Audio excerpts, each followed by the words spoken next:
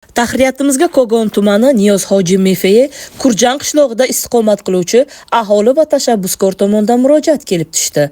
Ularning aytishicha 2025-yil 1-mavsum doirasida 1 milliard 495 million so'mlik ko'cha yoritish infratuzilmasini yangilash loyihasi g'olib topilgan bo'lsa-da, mazkur mablag'ning maqsadli sarflanishi, loyiha bo'yicha amaliy ishlar bajarilishida jiddiy shubhalar paydo bo'lgan. 2025-yil Open byudjet dasturida 1-mavsumda Buxoro viloyati Kogon tumani Niyoz Hoji Mefeye Kurjan qishlog'i o'sha tashabbusli byudjet doirasida g'olib bo'lganmiz.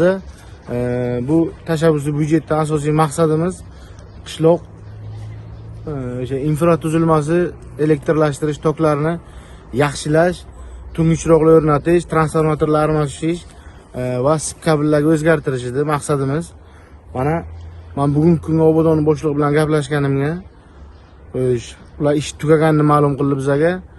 Vaholanki stalbalar o'rnatildi, transformatorlar o'rnatildi, kabellar o'rnatildi. Faqat o'sha tungi chiroqlarimiz. Qarorga asosan buyurtmachi tashkilot sifatida Kogon tumani obodonlashtirish boshqarmasi belgilangan va loyiha uchun ajratilgan 1 milliard 495 million so'm miqdoridagi mablag' boshqarma hisob varag'iga to'liq o'tkazilgan. Kogon tuman obodonlashtirish boshqarmasi va Buxoro Elektrotex loyiha MCH bilan 71 million so'mlik smeta loyiha hujjatlarini tayyorlash shartnomasi tuzgan. Mablag'ni shu korxona talab ham bergan, biroq aholi ta'kidlashicha, loyihada ko'rsatilgan ishlar o'rnida bajarilmagan. Tender o'tkazilmagan, shaffof qurilish talabi buzilgan. Qonunchilik talabiga ko'ra, prezident qarorining 197-yil, 117-chi, Senat kengashining 606-chi sonli qarori, prezident qarorining 425-chi qarori asosida budjet hisobidan olib boriladigan qurilish va ta'mirlash ishlari faqat shaffof qurilish milliy axborot tizimi orqali elektron tender savdolari orqali amalga oshirilishi shart. Biroq murojaatda ta'kidlanishicha, obodonlashtirish boshqarmasi tender o'tkazmasdan, shaffof qurilish tizimiga ma'lumot kirgizmasdan milliy do'kon platformasi orqali xarid amalga oshirgan. Bu esa Senat qarori va prezident qarorlari talablariga mutlaqo zid. Murojaatdagi ma'lumotlarga ko'ra, milliy do'kon orqali har birining narxi 92 million so'm etib ko'rsatilgan 4 dona transformator 368 million so'mga xarid qilingan. Aholi tomonidan ilova qilingan ekspert xulosasiga ko'ra, ushbu turdagi transformator bozor narxi 61 million so'm atrofida sotiladi. Ya'ni har bir transformatorda taxminan 30 million so'mdan ortiq qimmatlashish yo'li bilan budjet mablag'lariga zarar yetkazgani ehtimoli bor. Kim qabul qildi, ammo chora ko'rilmadi.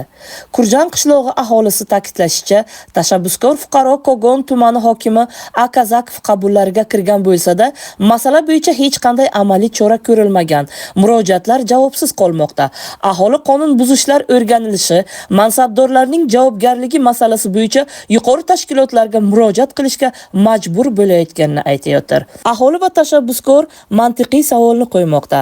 Agar loyiha uchun budjet 1,5 milliard so'm ajratilgan bo'lsa, nega ishlar sifatsiz bajarilgan? Nega tender o'tkazilmagan? Nega uskunalar sun'iy ravishda oshirilgan, narxlar sotib olingan? Nega mas'ullar bu kamchiliklarni pinhona qoldirmoqda? Kurjan qishlog'ida vaziyat tashabbusli budjetlashtirish jarayonlarida shaffoflik ta'minlanmasa, milliardlab mablag'lar samarasiz yoki noqonuniy sarflanishi mumkinligining navbatdagi misoli sifatida namoyon bo'lmoqda.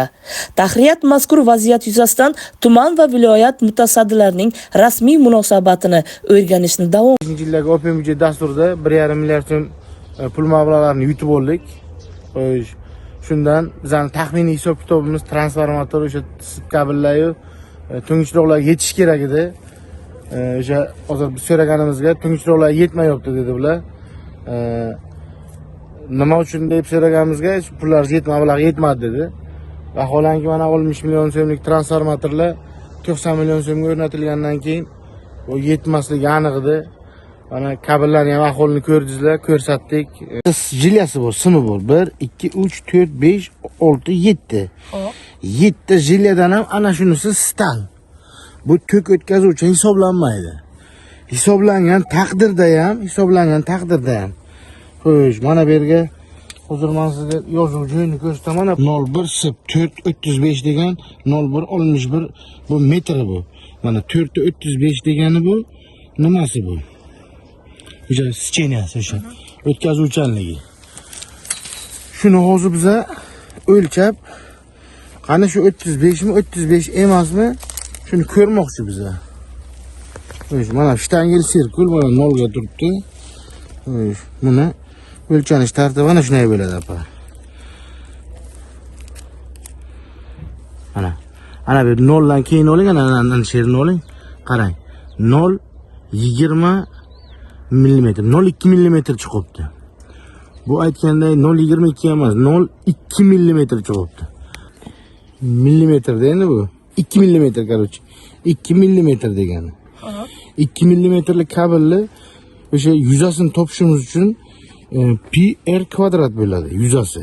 Pi r kvadrat degan yarmi diozni o'lchadik biza 2 chiqqan bo'lsa 1 da kvadrati 1 bo'ladi. Ko'paytirilgan shu pi ga ko'paytiramiz. 3,14 har bitta jilyani o'tkazuvchanligi bu. Shuni yana ko'paytirsak, agar o'sha stalni ham o'lchab mayli 7 da desak, 7 da. Ana 21 secheniya chiqibdi, 21 mm kvadrat degani bu. Mana shu o'tkazuvchanlik yuzasi 22 mm kvadrat. Bu 35 kabel beryapti, 35 mm kvadrat bo'lishi kerak. Bu o'zini 7 ga ko'paytirganida 22 mm chiqadi. Agar shuni 6 ga ko'paytirsak, ana kabelimizda ahvoli 19 mm. Bu o'sha kabelning yarmi degani. Tok o'tkazuvchilikni yarmini o'tkazibdi o'sha tok. Mana aslida mana shu uz kabeldan olingan kabel 35 kabel bu. Mana shuni hozir shuni 35 ligini biza o'lchayib ko'ramiz. Qani 35 mi shu? 35 emasmi? 35 aslida kabel qanaqa bo'lishi kerak? Ana bu yerni oling apa. 26 mm chiqibdi, 26 mm. Taxminan 26 mm, 0,26 mm deb olamiz o'zi buni. O'lchab ko'ramiz o'zi. Kvadrat bo'ladi u ham. 25 da yarim bo'lsa ham 12 yarim bo'ladi. Ko'paytirilgan 12 yarim. Ko'paytirilgan pi deymiz. Shuni ko'paytiramiz. Endi 7 dona kabel mana ichiga. Ha, 7 ta. 7 ta sanalab. 7 ta jila. Ana 34. Bu degani 34 yarim, 35 yani haqiqatga yaqinroq. 35 kabel xuddi shunaqa bo'lishi kerak. Bizning kabelimiz 22 chiqibdi, 7 tasi, 19 chiqibdi, 6 tasi. To'g'ri transformatorlarimiz. Shunaqa transformatordan 4 ta qishloqqa qo'yilgan. Qaysi qishloqlarda? Qishloqqa qo'yish. Biza keyin Xadija Sulaymonova degan RSM degan, endi bu ruscha aytganda sudnik ekspertiza deydi. Xulosa beradigan tashkilotga xat bilan murojaat qilganimizga mana Xadija Sulaymonova nomidagi RSMning Buxoro viloyat bo'limi sizning mutaxassis fikrini berish to'g'risidagi xatingizga javoban 24/11/2025-yildagi 29/26 Skoba 1216 Skoba 24/1M 1586 sonli mutaxassis fikri yuborilmoqda deb bizga javob xati berilgan. Javob xatiga har bitta transformator kelib mutaxassis tomonidan o'rganilgan. Shunga mana transformator yorligidagi tip TMG 250 Moshus 250 shu transformator mana xulosa beryapti. Birinchi analog 58 million 800, ikkinchi analog 62 million, uchinchi analog 64 million 842 ming 84 so'm. O'rtacha olganda 61 million 880 ming 694 so'm 6 tiyin bizga narxlar beryapti. Vaholanki bu transformatorlar har bittasi narxi 92 million atrofiga pul chiqarilgan har bitta transformatorga. Shundan mana mutaxassis fikri 61 million 880 ming bu pul 92 milliondan chiqqan. Biz mana shu qishloq aholisi sharoitlarini yaxshilashida aslida vaholanki mana xalq shu kungi ishdan mana tugagan ishdan qisman norozi. Norozilikka sabab tungi chiroqlar qo'yilmay ketyapti. Biz o'sha standartga javob bermaydi. Biz o'lchab ko'rsatdik. O'sha uchun xalq ozgina norozi. Shuni agar yechimi bo'lsa, mutasaddi tashkilotlardan yordam so'rab qolamiz. Shuni yechimini yechishga yordam beringlar. Murojaatimiz viloyat hokimi, Buxoro viloyat hokimi Botir Komilovichga, Buxoro viloyat prokuroriga, Buxoro viloyatimiz davlat xavfsizlik xizmati rahbariga, boshqarma boshlig'iga, viloyat ichki ishlar boshqarmasiga, boshlig'iga shu bizning muammomizni o'rganib chiqib, shunga amaliy yordam berishingizni so'raymiz.